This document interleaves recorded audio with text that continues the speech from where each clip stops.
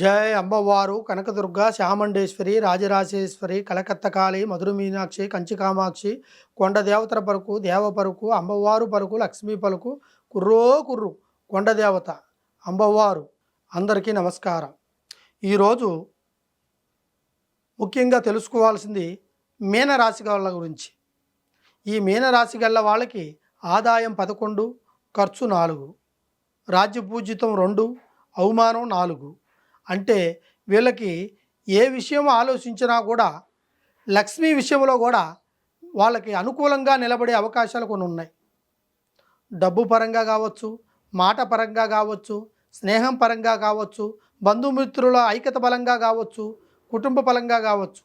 కొన్ని ఐక్యతమైన బలాలు కొన్ని కూడుకునే అవకాశాలు ఉన్నాయి. ఎందుకంటే ఆదాయం 11 లెవెల్లో ఉంది కాబట్టి, మరి ఖర్చు 4గా ఉంది కాబట్టి వీళ్ళకి ఏ పని చేసినా కూడా అవి కాని పనులు కూడా వీళ్ళకి సులభంగా అయ్యే అవకాశాలు కొన్ని ఉన్నాయి.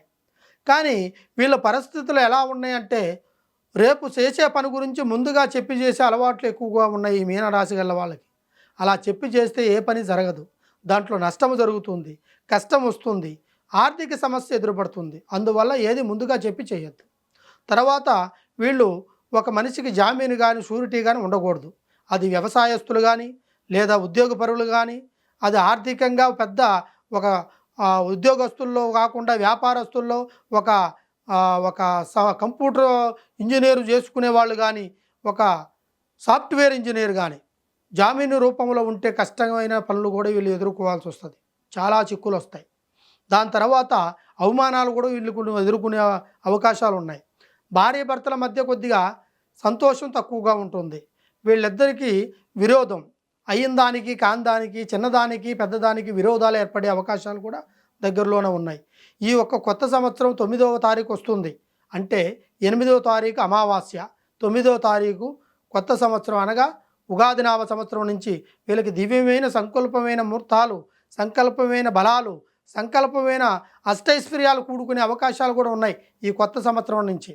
అందులో వీళ్ళకి డిసెంబర్ వరకు మధ్యలో 2 నెలల కొద్దిగా ఇబ్బంది కలిగే అవకాశాలు ఉన్నాయి. అది పాల్గొన మాసము, ఆషాఢ మాసము. ఈ 2 మాసాల్లో కొంచెం ఇబ్బంది పడతారు. తర్వాత ఆగస్టు నెలలో సాధించగలుగుతారు. డిసెంబర్ వరకు ఎదురుండదు. ఏ పని చేసినా కూడా పట్టిందల్లా బంగారము, చేసిన పనంతా సంపూర్ణంగా జరుగుతుంది. ఎటువంటి కార్యమైనా వాళ్ళ వల్ల కాని పని కూడా ఖచ్చితంగా దగ్గరికి వెళ్ళి ఆ కార్యాన్ని పూర్తి చేస్తారు. మనస్తాపితం లేని వాళ్ళకి కూడా వాళ్ళకి ఖచ్చితంగా వాళ్ళకి మంచి మాటలు జరిగి వాళ్ళు ఎందు స్నేహంగా మిగిలి మళ్ళీ వాళ్ళ ఐక్యత బలం కలుసుకొని మళ్ళీ పూర్వ వైభవాన్ని పొందే అవకాశాలు కూడా వీళ్ళకి ఉన్నాయి. అదేవిధంగా ఈ మీనరాశి వాళ్ళకి కొన్ని లేనిపోయిన గొడవలు వస్తుంటాయి. అంటే వీళ్ళంతూ వీళ్ళు గొడవ పెట్టుకోకపోయినా కూడా అక్కన వాళ్ళు పక్కన వాళ్ళ దగ్గర నుంచి వచ్చే గొడవలు కూడా వీళ్ళకి పెద్దగా దారితీసి కుటుంబంలో లేనిపోయిన చికాకులు కలిగిస్తుంటారు. అంటే అనుమానాలు కలిగించే అవకాశాలు ఎక్కువగా ఉన్నాయి. దీనివల్ల కుటుంబంలో స్త్రీ కావచ్చు, పురుషుడు కావచ్చు, ఎవరికైనా సరే ఇబ్బందులు కలిగే ప్రయత్నాలు కొన్ని ఎక్కువగా ఉన్నాయి. తర్వాత వీళ్ళకి ఆదాయం పెద్దగా కనిపిస్తుంది, కానీ ఖర్చు పెద్దగా కనిపించదు. అది కొంతమందికి అయితే నష్టం ఎక్కువగా కనబడుతుంది, ఆదాయం పడిపోతుంది. అదేవిధంగా కొన్ని పనులు చేయాలనుకుని దగ్గరికి పోతే దాని చుట్టుపక్కల బంధువులు కావచ్చు, స్నేహితుడు కావచ్చు, ఆ పని పూర్తి చేయనీయకోకుండా ఆపు చేసేదానికి కూడా ఆస్కారం కలుగుతుంది. అదేవిధంగా మీరు చేయాల్సిన పనులల్లా కొన్ని పనులు ముందుగా ఆలోచించి చేయాలి. ఎందుకంటే తొందరపడి చేస్తే దాంట్లో ఖచ్చితంగా మీకు ఫలితం ఉండదు, నష్టపరిహారం ఉంటుంది. లక్ష్మి కలిసి రాదు, కుటుంబంలో ఎదుగుదల ఉండదు, డబ్బు చేతికి రాదు, నిలబడకుండా పోవడము జరిగే అవకాశాలు ఉన్నాయి. అదేవిధంగా మీరు ఈ మీనరాశి గల వాళ్ళు కొన్ని పనులు చేయాల్సినవి మీకు దగ్గరలో ఉన్నాయి. వాటికి కొంతమంది స్నేహితులు కూడా సహకరిస్తారు, కొంతమంది బంధుమిత్రులు కూడా సహకరిస్తారు, కొంతమంది సహకరించకపోవచ్చు. అయినా సరే పని మాత్రం పూర్తి చేసే అవకాశం ఉంది. అదేవిధంగా వాహన బలాలు కొద్దిగా నూతనవి తీసుకుంటారు, పాత వాహనాలు మార్చేస్తారు. తర్వాత గృహ నిర్మాణం చేస్తారు. తర్వాత మీరు కట్టించిన ఇల్లును కొనడం కూడా జరుగుతుంది. కాకపోతే కొంతమందికి ఉన్న ఇల్లుని ఆల్ట్రేషన్ మాదిరిగా చేసుకొని దాని స్థానంలో నిలబడగలుగుతారు. తర్వాత ఇలాంటి మీనరాశి గల వాళ్ళు ఉదయాన్నే లేచి గాయత్ర మంత్రాన్ని జపించుకోవాలి. అదేవిధంగా వీళ్ళకి అన్ని విధాలుగా ఆయురారోగ్యం, అష్టైశ్వర్యం, మనోసిద్ధి, మనోభ్రాంతి కలిగి లక్ష్మి నిలబడుతుంది, మనశ్శాంతి కలుగుతుంది, కష్టాలు తొలగిపోతాయి, అష్టైశ్వర్యాలు కలిసి వస్తాయి, భోగభాగ్యాలు కలిసి వస్తాయి, లక్ష్మి నిలబడుతుంది, ధైర్యాలు కలిసి వస్తాయి, ధైర్యదాహాల్లో ఖచ్చితంగా మీకు ధనలాభము కలుగుతుంది.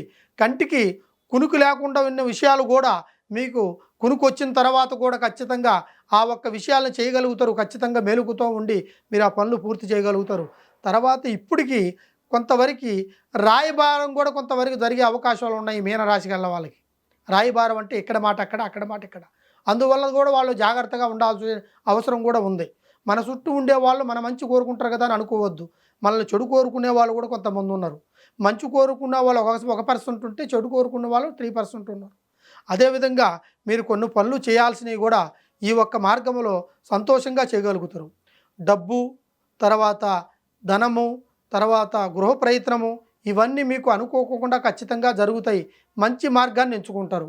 తర్వాత రాజకీయ ఫలితాలు కూడా మీకు ధైర్య సాహసాల్లో కలుగుతాయి. లక్ష్మి కలిసి వస్తుంది, ఆరోగ్యాలు బాగుంటాయి. తర్వాత అనుకున్నది స్థిర సంపద మీకు ఎక్కడికి పోయినా కూడా నిండుకుండగా నిలబడుతుంది. ఇటువంటి ఈ మీనరాశి గల వాళ్ళకి అమ్మవారిని పూజించాలి. కనకదుర్గ కానీ, పోషమ్మ తల్లి కానీ, ఎల్లమ్మ తల్లి కానీ, గంగమ్మ తల్లి కానీ పూజిస్తే వాళ్ళకి కొన్ని మంచి పనులు జరిగే అవకాశాలు ఉన్నాయి. కొంతవరకు చెప్పుడు మాటలు మాత్రం నమ్మి చేయొద్దు.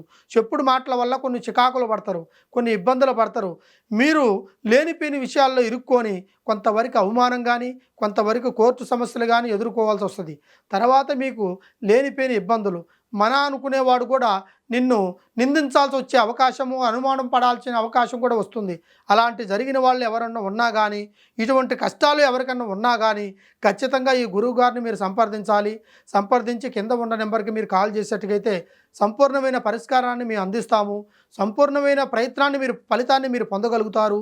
ఆ లక్ష్మి కలిసి వచ్చేసి అష్టైశ్వర్యాల్లో మీకు, భోగభాగ్యాల్లో మీకు ఖచ్చితంగా ఆ అమ్మవారు మీకు అండగా నిలబడి మా ధైర్య సాహసాలు కూడా మీకు అర్పించి మీకు ఖచ్చితంగా మీకు మంచి ఫలితం వచ్చేటట్టుగా మా పరిష్కారాన్ని మీకు అందజేయగలుగుతామని నా మనస్ఫూర్తిగా కోరుకుంటున్నాను.